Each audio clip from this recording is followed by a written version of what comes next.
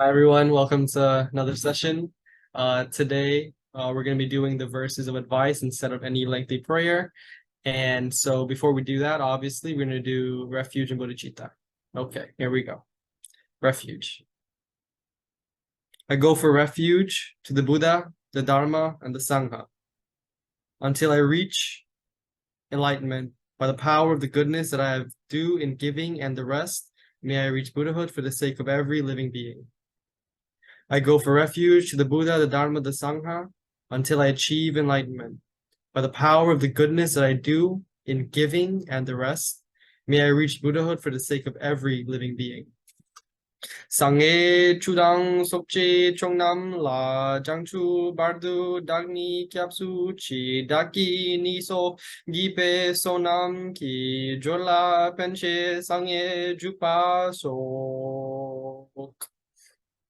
Bodhicitta. Arise now, if you can, visualize someone important to you. Bring that feeling to your mind. Bodhicitta is precious. May it arise in whom it is not arisen. Once arisen, may it ever grow and flourish. Bodhicitta is precious. May it arise in whom it is not arisen. Once arisen, may it grow and ever flourish. Jangshub Samni Rinpoche Maki Panam Kegyor Chik Kin Pa Nampa Me Pa Dang Gong Ne Gong Du Pelwa Sok. Okay. Start. Verses of advice for meditating on impermanence. Within the sky sphere of marvelous great bliss, your cloud-like forms gather to train sentient beings, showering down rains of teachings profound and vast. To you, the holy gurus, I bow and prostrate. This fortunate birth, which is obtained but once, is liable to slip from our grasp without bearing fruit. So to traverse the path to liberation while you can, and for that, let this whip of advice spur you on. Thoughts that we might finish this life's task within just a single month or year, only then to practice Dharma well, are like harmful spirits that deceive us. The tasks of this life are like ripples on water. Fresh ones arising just as others fade away. Even as we finish them, they continue to increase. Wouldn't it be better just to make them all cease? Before tomorrow's Dharma practice can arrive, there's a danger death will come to us today. Thus, if we wish to practice the Dharma, let us, without self-deception, begin right away. Although Buddhas and Bodhisattvas came in the past, their activities pervading throughout the three realms, now they are no more, and only their names remain. Still, in this, they are teachers of impermanence. Though kings and ministers, proud of their wealth and power, wrought chains of history so great and so wondrous, unexamined, it all seems so real and so concrete. Yet, throughout the three realms, not a trace of them remain. Friends from the past, similar to us in age and strength, have been taken, all of a sudden, by the Lord of Death. So with what confidence can we possibly claim that we shall not fear when that time arrives? Even sheep among the most foolish of creatures are alarmed when seeing their fellows butchered. So, failing to apply their examples to ourselves, are we not more insensible than such peace? That this body's nature is to die at a time uncertain can be understood without reference or citation. But if it with bare senses you still do not see it, then surely idiot must be your designation. This gathering of dear ones, servants, and dependents is like a mound formed of leaves fallen from a tree. A gust of wind will scatter them through hill and vale, and once dispersed, they'll never converge again. People from different places crowded in a market are like the bees gathering at the end of autumn, dispersing no sooner than they've come together. A teaching on transience of those of understanding. Take the outer world of the elements as an example. Don't be deceived by labels of summer and winter. It too does not last. And with each 10 days that pass, the mountains and river valleys change their colors. Blue spring water ripples like a dancer and makes pleasant music with its flow. But when gripped by water's icy chill, can only whisper as if sobbing in sorrow. How pleasant the meadow with its flowers as it dances to the singing of the bees, but all turns to lament and desolation when autumn brings fierce frost and hail. The cord of life is a fragile as rope of straw, on which two mice day and night do gnaw. And with each and every moment that goes by, our meeting with death, the enemy, draws nigh. When a child young and bright can sicken onto death, to be mourned by parents whose hair is as white as conch, and whose backs are hunched over, bent like a bow, who then dares to say it's the old who's first to go?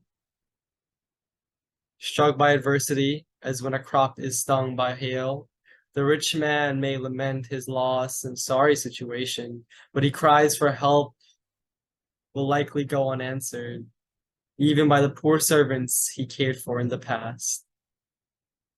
Today's ally can transform into tomorrow's foe, as unguarded words are often misconstrued.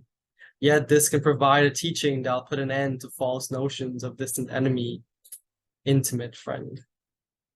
Samsaric riches are deemed fortune in abundance, but as a burning lamp is as if a palace to a moth, their alluring appearance serves only to deceive and to lead us from real happiness that lasts.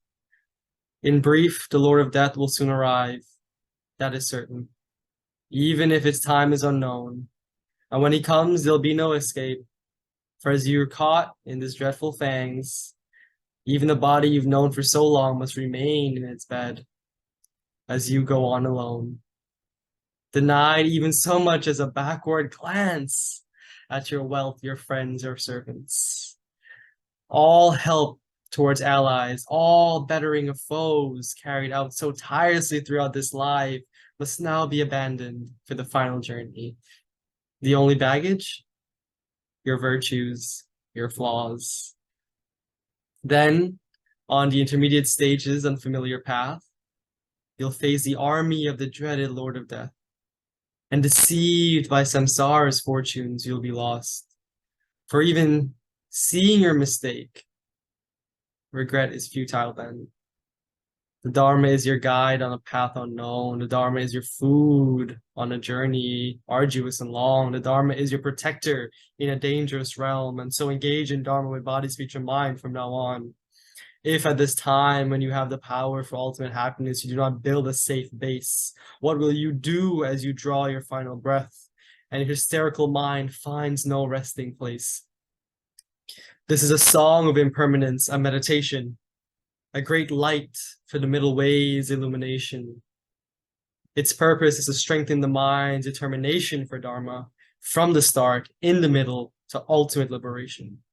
As one's mind becomes well inclined towards Dharma, many paths make claims to be profound. But the authentic tradition of the victor, Drakpa, shows the essential teaching of each puissant Buddha. From oral explanation and deep meditation of the teachings of Sutra and Tantra, know the path well, in all of its aspects, fully intact, without error. And then every day, without interruption, create positive imprints with firm meditation. Right from the preliminaries until the conclusion, perform well the words of Jelama. Thereby, you'll take the very heart essence of this life of fortunes and endowments. By the strength of the merit accumulated thus, may the thief of the view of self-permanence lose all its power to grasp true existence, and may all reach the realm of the deathless. Thus, Drakpa, whose positive tendencies from the past continue to increase, sent a letter requesting advice in verse on how to meditate on impermanence. He accompanied his request with gifts, great gifts. In response, the Venerable Drönme composed this in a straightforward manner, which is easy for everyone high and low to understand, which is unconstrained by poetic convention, simony, and the like, which takes advice of the past saints as basis. May this be a cause of everyone turning their minds towards the Dharma. Okay, that was good. I want to touch now on just this first part.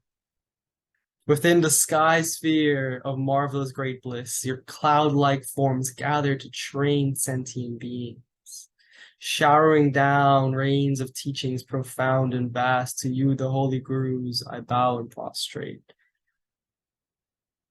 Understand here that they are speaking, referring none other to that one reality.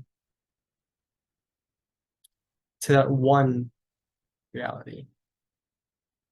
Within this one reality, which I will now use words of mind, many things arise, many cloud-like forms arise.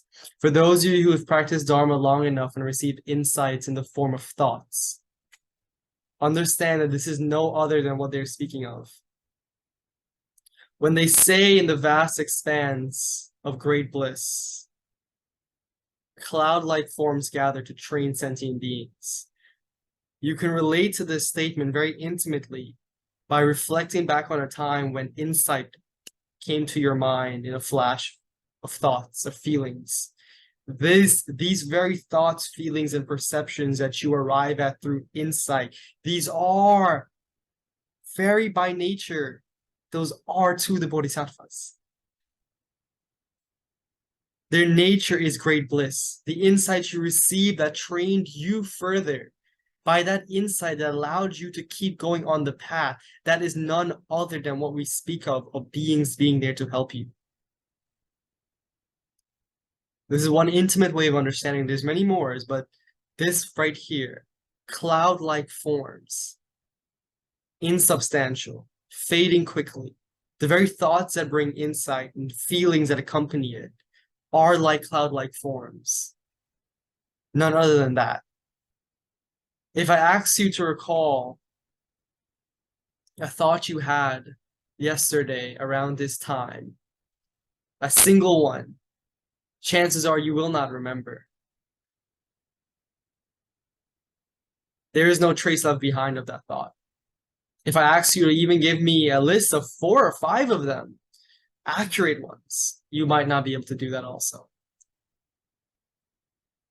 There's not a trace left behind from any thought, no matter how profound. It is gone. You may repeat the thought many times. You may leave the imprint of the thought, but even in time, those imprints will fade.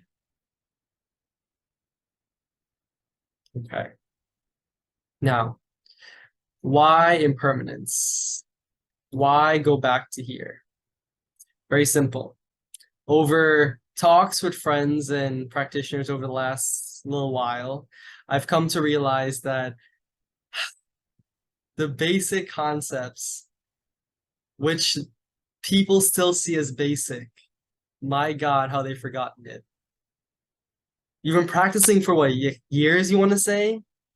Yet, karma, the one thing you learn in the beginning, action, your motivation behind an action creates that karma. Yet you still act out of anger. Still you, out of anxiety, you perform actions. Karma tells you whatever motivation, the mindset in which you produce this activity from, that is the seed you are planting. Yet you are still confused as to why is it that samsara keeps getting muckier and muckier. Why it keeps getting denser and denser. It is because of this. The more you keep spurring on that thought, driven from anxiety and fear, over and over you repeat it, different ways of narrating it, explaining it, all these various things you're doing about it. That is what's creating the dense fog that we call samsara. That's what's perpetuating it. But that's karma. See, truly understanding karma, truly understanding it, is one of the greatest motivators for practice. Because you understand that no matter what you think, no matter how you act, no matter what you say, there is an impact, a lasting impact. And so there is no room. You are scared shitless of the ones you created in the past. And you have this innate drive not to keep creating it again. By this drive, you stay silent. If you don't know how to act, if you don't know what to say, you stay silent, at least, at minimum. Those of you who've progressed past just simple silence, you know how to benefit beings through the teachings. Sharing through the motivation of compassion, you share and help. And from that motivation of compassion, you create that karma. But if from a mental state, a mind state of anxiety and fear and worry, you begin to do actions and spur these actions on, you'll get to the point where you're consumed by little agitations here and there happening. And you're like, how did it happen? What happened? Why am I always so irritated now? What's wrong with my practice? There must be something wrong with my meditation. Because guess what? If your meditation is a shamatha meditation in which you concentrate on a mantra, mala, or whatever, breath, it's not going to change the fact that that karma is there. Understand that. It'll create a calming environment in which that karma will arise. And that will keep you from being sucked down and tangled in the shit, and you won't drop deeper into sadness and depression. But understand that it's not enough to purify it. It is not enough to purify all that karma that you've been developing in your mind, all that habit energy that you've been forming out of worry and guilt of what you say to yourself and say to others and say about yourself. Every time you repeat that thing to yourself about yourself, it doesn't magically go away. This is one of the main key points. It doesn't magically go away when you just say it. Like, I'll just say I hate myself today, but tomorrow I won't. And if I forget it today, I'll just say tomorrow, and then there it is again. And then suddenly, oh wow, like, and then like give it 2 weeks, and then all of a sudden you're in this, like, you look at a photo of something, and all of a sudden you're like drenched in sadness. And then you're like, how did I get there? How did I get there? You've been slowly creating this dense fog of worry and anxiety, and then you just keep on not noticing it. And then it's there. And this can go through everything, right? All the afflictive emotions. Let's go through them, if I can remember all of them. Pride, anger, jealousy, hatred, ignorance. Yes, it's called ignorance. But this is the fun thing, right? This is a try. When we get ignorance here, this is where we get kind of jittery, I find. Ignorance, to perform an action out of ignorance is to create suffering. Understand that the basic ignorance of all of existence is selfhood. And so, even if you create a neutral action, because it's still done from that place of selfhood, it will eventually bring about suffering of some form. And so we say there's no hiding place you can run to in samsara. Sure, the Dharma is your refuge, but it is not your hiding place. Dharma is your protector. It is, but it is not your hiding place. You are still in the open. You're still performing in this world with self, with the illusion of self. And that is what you need to turn the attention to fundamentally. Because when you go fundamentally to this illusion of selfhood, all the rest of the afflictive emotions make no sense. They no longer make sense to arise. To whom is anger arising to? Anger arises because there's an expectation of something that was supposed to happen, but it is not happening the way you wanted it to go. Anger is arisen. To whom, if there's not a self there, is anger allowed to arise, and therefore anger is purified? Jealousy. If there's not a being there to whom jealousy occurs, who are you? Who's jealous? What's jealousy? See, but this is the important part now. The reason why we go back to bodhicitta, it's very fundamental. When you perform actions based on bodhicitta, this is what we call the greatest aspiration. When you perform actions based on that fundamental core understanding, I'm doing this, no matter what I'm doing it for enlightenment, and I'm doing it for sentient beings. Therefore, automatically all your actions are now contained within these two. Because you understand that any actions not contained within compassion and the mind for enlightenment will bring about some suffering. See, compassion allows you to be selfless. Compassion mirrors your true nature. Relative compassion does it in a way that mirrors your true nature to bring about good karma, beneficial occurrences. Good karma is too used though. Beneficial happenings. Let's call it that. Beneficial happenings, comfortable happenings. This is what good karma is. It means if you could walk in the street one day and you get a like wind of cold air, that you that's karma. Whatever you see before you right now in your immediate senses is a production of karma. Very simple. If you look around and whatever you can describe and see and feel, that is karma. Now, that's just karma. I'm sorry. I started on impermanence and now I'm in karma, but yeah, it matters a lot. Impermanence, so important. Let's I'm gonna give some instructions now and then we're gonna into like a 10-minute meditation. Because there's some other stuff I want to say. Okay. The meditation is this. If you are to follow this. These are oral instructions for body, speech, and mind for impermanence. Okay. It's very important. It's going to be very simple. But because the instructions I give are, because of my tradition, how I've been taught, whatever, we love simplicity. As simple as it can get, we like that. But the beauty and simplicity is that if you refer back to last week's talk about the 3 defects of the pot, all it allows you when you hear a simple instruction, it allows you to work on that, the defects of the pot. You know why? Because when you hear a simple instruction, it's very natural for your mind to it's very natural for your mind to add in. So the instruction is this, but I'm gonna add in this. Or the instruction is this, but I'm gonna take out this. There's none of that here. Leave the instructions as they are. If you need clarification and adjustments, that's fine. But do not, for a second, remove or add to the instructions. Okay. 1 second. Okay. So yeah. The instructions for body is this. Sit comfortably. And for this, I'm going to give you instructions for body, speech, and mind regarding impermanence. You may do one, or if you can, do all 3 at once. Very powerful. Body. The in-breath, the out-breath. The rise and fall of the in-breath and the out-breath. For the next 10 minutes, all you're focusing on is the fact that it is impermanent. It is momentary. Meaning, you can't live for more than, 5-10 minutes without oxygen? Yet, you take it in every moment without a hint of appreciation for that breath. Yet that breath in and that breath comes out and it gives you life, and yet where's the appreciation for that simple thing that is just letting you be alive? Understand impermanence now.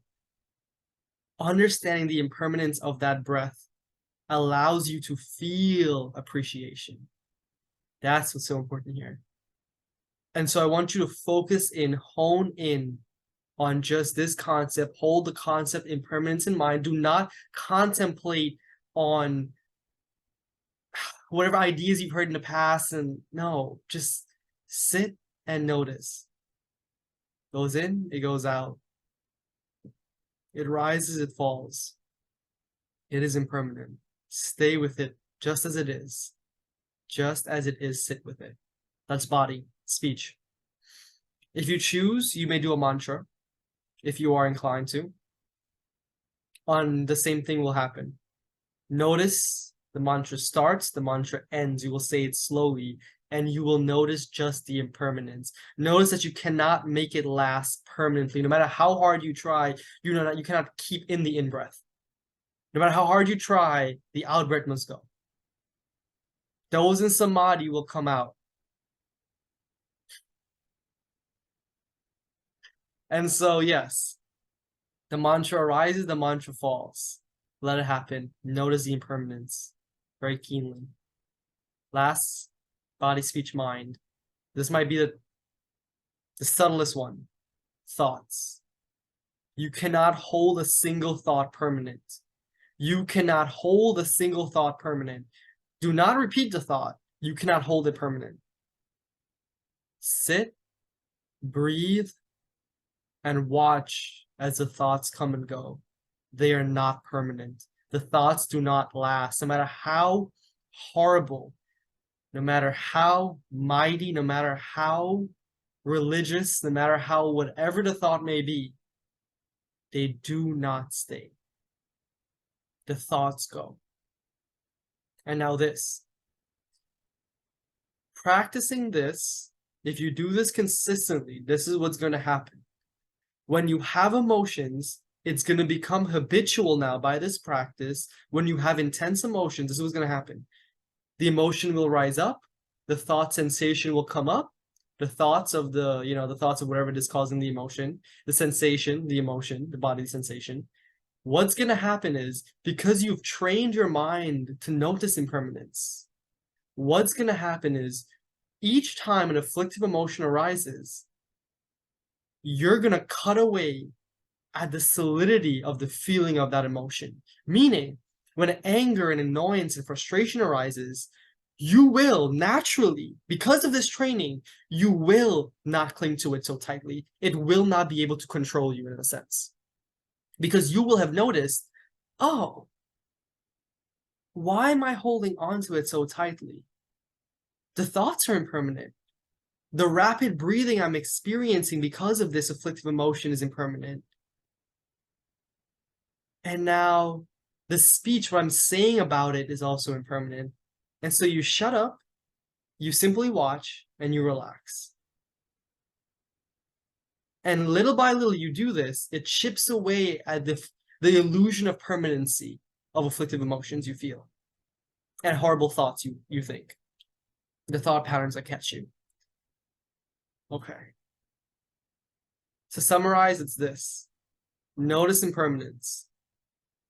Stabilize in remembering impermanence.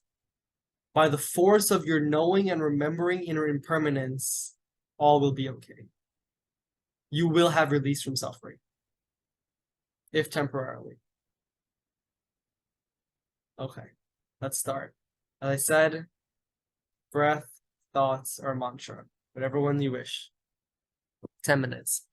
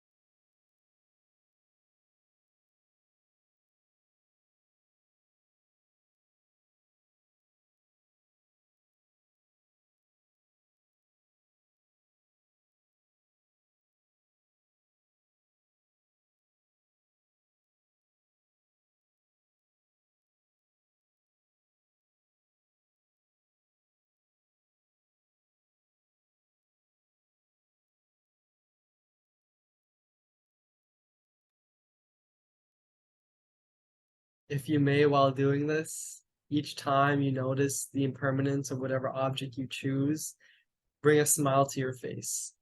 If you have to force it, that's okay, just have it there.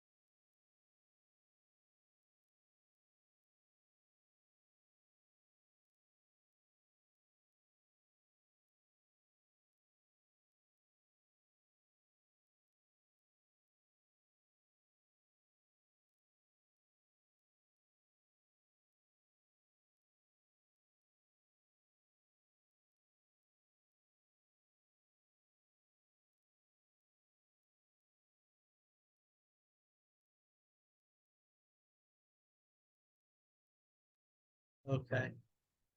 As you come out, recognize that beginning of this call, the state you were in, whatever state that may have been, whatever thoughts you may have been having, whatever you were saying before that, to this moment right now, not a single trace of it remains.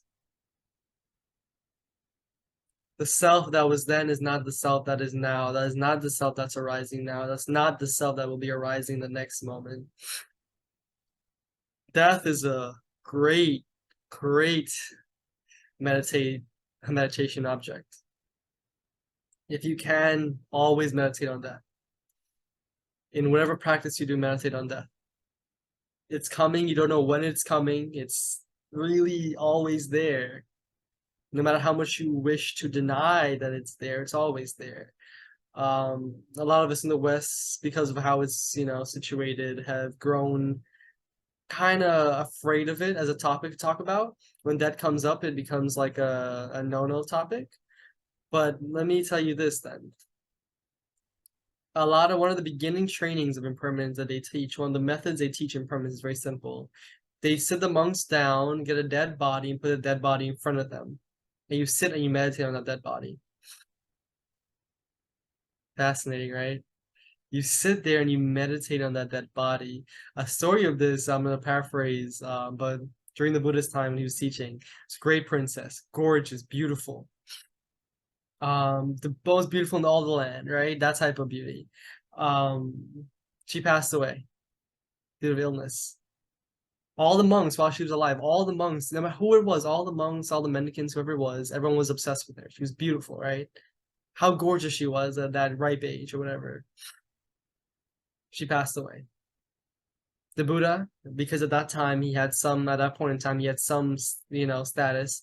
He went to the king or whoever it was and requested that before they put the body away, to bring the body in front of his people, the mendicants and monks, for them to see, for them to look at, for him to say, look, this which you craved for, this which you had such strong cravings for, such strong desires for, impermanent, gone. Tulku Urgyen Rinpoche, great master. Swami Vivekananda, great bodhisattva. His body went away. Their bodies went away. They died. Loved ones, they died. Pets, they died. Their bodies are gone. You can say their spirit lives on and whatever. But what are the chances you'll actually hear those voices again? Directly. Consistently. Okay. That's impermanence. Impermanence, everything is momentary. It's another way of describing it, momentariness. Everything is momentary. Every moment gone before you can even realize it. Yet we choose to hold on so deeply, so tightly. Those of us who have friends who we know for some reason, well, we know the reason, but for some reason, they keep fixating on the past, especially. Those friends. Not only do they fixate on the past, they fixate on the future, which I think is even crazier.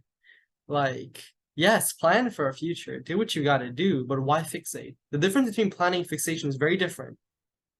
Most people fixate, they don't plan. Planning is thought out, strategic. Yes, I have this information. I'm gonna make X, Y, and Z plan. I did econ in school. We did business. We did the whole business plan and shit. A lot went into that, right? Like 40-page plan.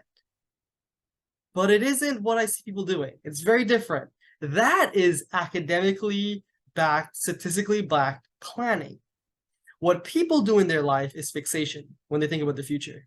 They fixate on this scenario, that scenario, with little to no evidence, create weird little plans that they need to stick to based on this evidence, little evidence they have, and then get tremendously depressed when it doesn't go through.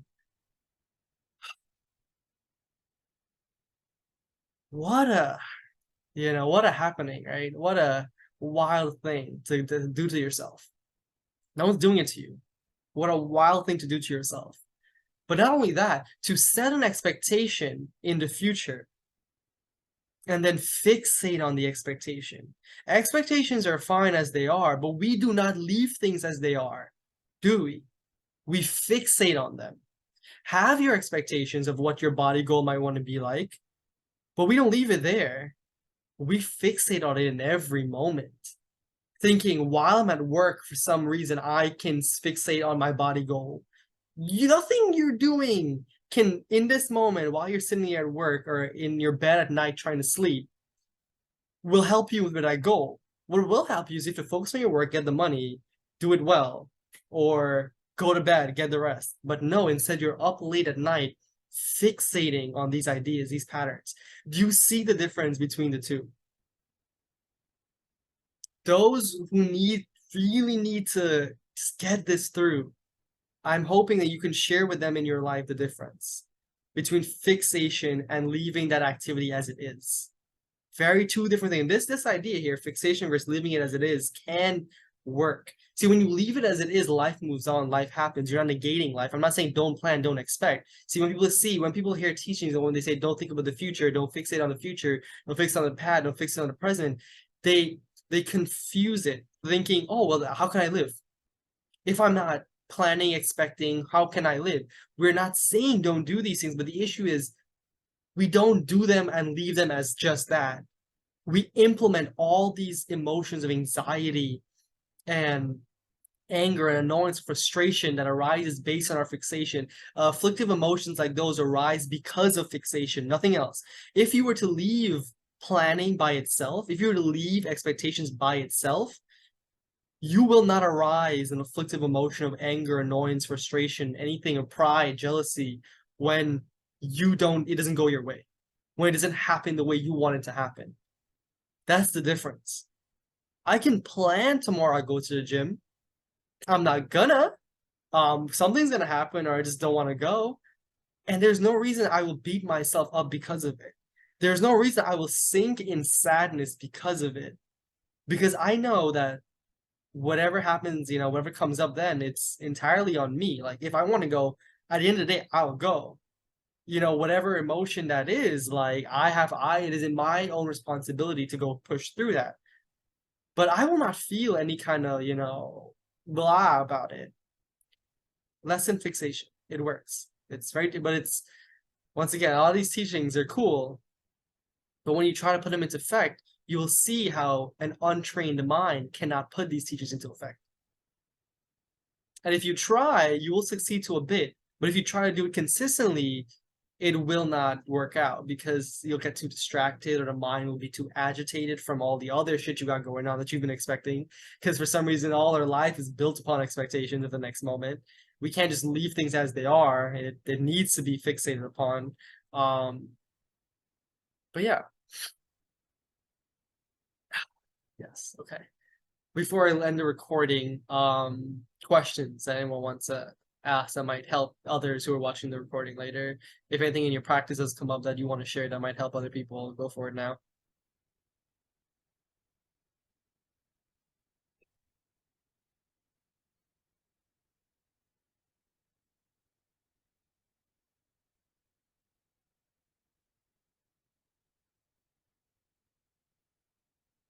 Okay. Hey, Maddie, what's up? Hey, what's up? What about emotions that like linger? Mm-hmm. Like what's like working with the practice for those? Like, thoughts it's easy to see they're impermanent. Like breath, you can see it's impermanent in a moment, but emotions you have to like intellectualize that they're gonna be impermanent because they're still there for more than a moment or an instant. Okay. For emotions linger. You see, emotions and thoughts are really intertwined. They're like a big ball. And so the emotion you're arising, see, mind knows little of differentiation. And so when you arise anger, you might think that the anger that's arising is very specific to the situation that you just encountered. But your mind has grown an imprint of anger. This feeling of anger knows itself. It knows that it's there. It's been there. It's growing. It's getting stronger. And so when anger arises from long different situations gone and past, and when though that anger has not been resolved, the karma of that anger still is there.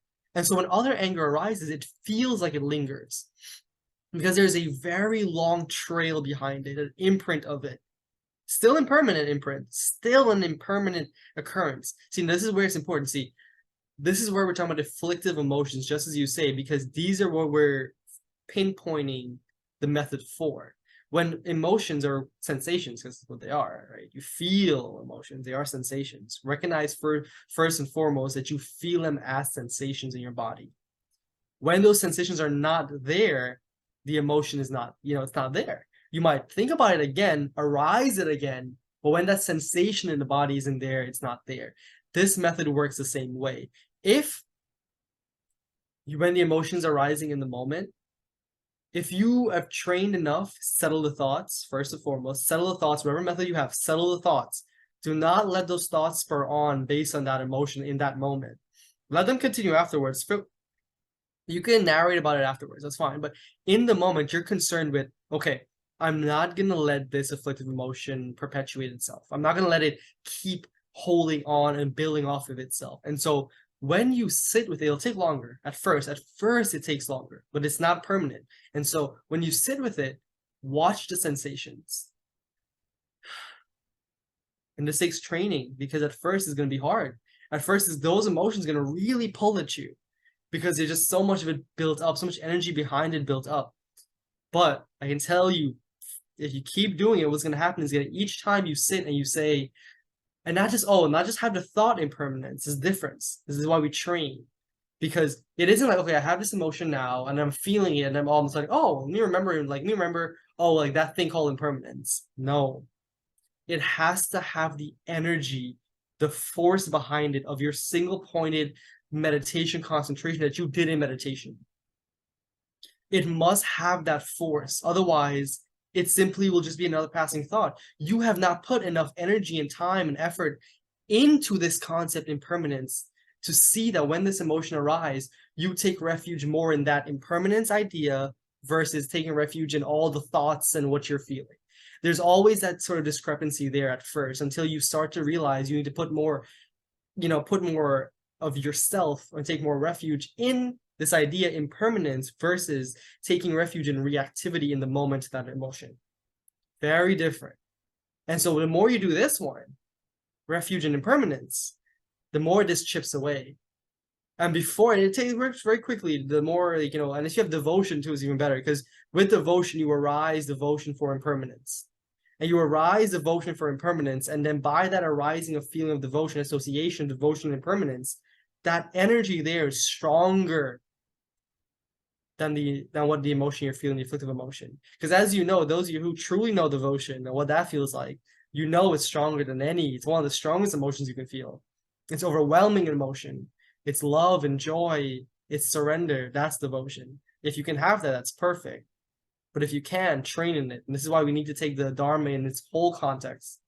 And as the Vajrayana says, the two most important things to train in is devotion and bodhicitta. Do you see now why we say, the beginning, the very basics, the one thing you'll always hear, no matter how high of a tantric practice you do, devotion and bodhicitta. If you don't do it, none of the other things work. And this is why, because they all come back to that. No matter how complex your sadhana gets, it always will come back to that. In some way or shape or form, that will always be able to help it. Okay, yeah. Awesome. What are your thoughts and feelings of sadness arise when thinking of death? That's perfect. Okay, when we think of death, this is a perfect one. Meditation on death, sadness. When death comes, nothing we have is going to come with us. Like it's said in the prayer in those verses, which I love. That was an amazing line. You will not even get a backward glance at your wealth, your family, your possessions when that comes. You won't even be afforded just a glance at them. Sadness arises. Why is sadness arising? This might be different for different people in your situation, but you can say this: attachment. You're afraid you're losing something. I think, you can just say point blank, you're sad because you're losing something. Losing what? See what it is. And so that's what we say. when death is coming, you practice Dharma practice prepares you for death. First and foremost, it prepares you for death. If death comes, you will face it head on. When the yogi dies, the yogi doesn't see it as this sad thing. When the yogi passes away, the yogi is happy because they know it's just another moment and it's just another blissful moment. It's not even release. I can't even say that because at that point, the yogi has been freed. The yogi is a walking free being, and when death comes, they smile. Why not smile? That's the difference. See, when you train for Dharma, you train in this idea you're reframing death, reframing your perception of death. Because if you do that, you'll start to love everyone better. You'll love them more clearly. You'll appreciate them more. You'll start to appreciate each moment you spend with them, each word that comes out of your mouth when you spend with them, because you'll know that if they were to die tomorrow, or if I were to die tomorrow, at least, that moment, those words that came out of my mouth were decent. Minimum. Decent. And so this is why we go back to Bodhicitta. If in every moment you have the motivation of Bodhicitta, which is loving compassion, everything you say and do in each moment is fueled by that. And therefore, you can die happy knowing that at least. You can die happy knowing at least everything you said in this short time has come from that place. You have that certainty. There can be no regret. You have the certainty, at least I helped. I had the motivation to help, to love. And what's beautiful about Bodhicitta, especially the secret, is that if, we can go into the mysticism here, but for a minute, when you die and into the intermediate stages, the bardo stages, if you can arise strong compassion, true compassion in the bardo, that is enough to lead you to a pure land, they say. To a pure land in which you can practice fully and truly without distraction, without anything of those sorts. Not some faraway heaven. No. It's a pure land. It means all good. It's all good. You have enough time to focus on what you got to focus on. There's little war, there's little conflict in these realms. It's just the whole point is that you have time to focus on practice. But yeah, it's cool. It's cool shit. Yeah. But yes, death is a big one. Meditate on it constantly. And when you meditate on it constantly, by the power of your appreciation for yourself and every moment with other beings that arises from that meditation, that will overpower the sadness. Sadness has no place in which when you have that appreciation there. And same thing, if anger gets too much for a person in your life, think of them dying. See if that helps you. That might not, but if it's a loved one and you're in serious angry, little spout, that might. But yeah. Okay. Any other questions before we end the recording? Not the class. Yeah, gotta do some stuff with Craig. All right.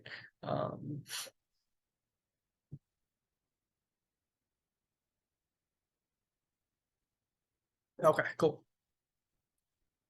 Thank you, all those coming and watching and whatnot. Tejas, thank you so much. I know you're going to be, looking at this and doing all your cool stuff that you do with this. Thank you so much. Holy shit. All right. All right. How do we end this?